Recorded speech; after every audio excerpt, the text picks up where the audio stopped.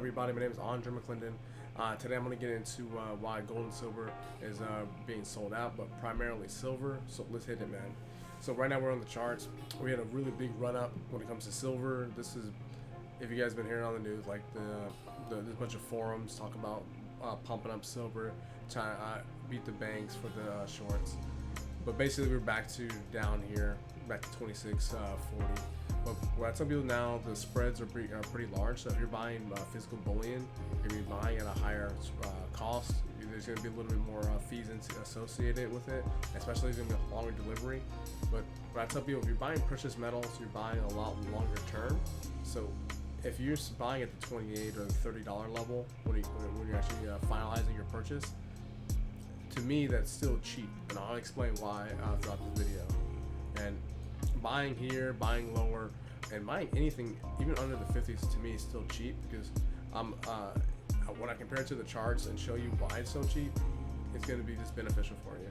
So our next thing is when it comes to gold, look at if you look at some of these things like on APMEX, this is due to volume every 3 to processing time. They're getting pretty much beat down. So a lot of people are buying silver and gold right now. And I hope they understand that this is a long-term thing. We might not see the payouts for another year or years down the line, down the road for this. I use Jane Bullion also. Jane Bullion has a little different restrictions. You know, there's 10 plus day business days. There's also a minimum order of $300. So understand these things happening and how you're buying. Usually, want to buy when not many people are buying. You can save a couple of dollars here and there, or you want to buy in larger volumes so you can save more money. And also Prominent Metals, I buy from them too. Same thing. So let's check it out. What's been happening for, I would say, why there's such a need for gold and silver.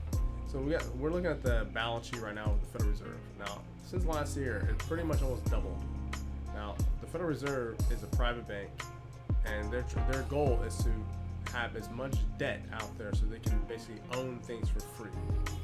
Now, it's pretty crazy that people don't understand that they're a private bank and their whole goal is power and owning everything. But this is a good way to help defeat the inflation hedge on this. So it's a way that you can get your power back by owning precious metals physically, not like SLV or GLD, stuff like that. So now I'm going to compare, we're going to look at the Dow to silver ratio for the last 100 years.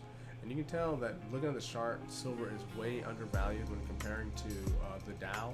All these vertical horizontal gray lines, these are recessions. We just entered a recession now. I would say the Dow is overvalued. You can go higher in price in dollars, but what I believe is going to happen is that silver is going to outpace it. Now, especially when I measure it with inflation. But let's check out some more charts. Look at the gold-silver ratio. Now, I remember last year gold was like almost 117 silver ounces to get 1 ounce of gold. So it's pretty crazy. Silver compared to gold is way cheaper. And that's another thing that many people don't do is measure asset to asset. They measure everything in dollars. If you measure asset class to another asset class, you can see which one's more undervalued, which one's overvalued. Right now, still, silver to me is way undervalued compared to gold. But gold and silver are way undervalued compared to real estate, comparing to stocks, everything pretty much out there. And I think, in my opinion, when it comes to cryptocurrencies, silver and gold are more. Silver is more undervalued than most crypto out there. So, crypto to me, silver to me is one of the best bets to get into. Now, if you guys want to learn more about silver, I am updating my website to have more news articles on the front page. So if you guys want to learn more about stuff like that, I'll have it up here. But go to gold and silver up here, create a free account.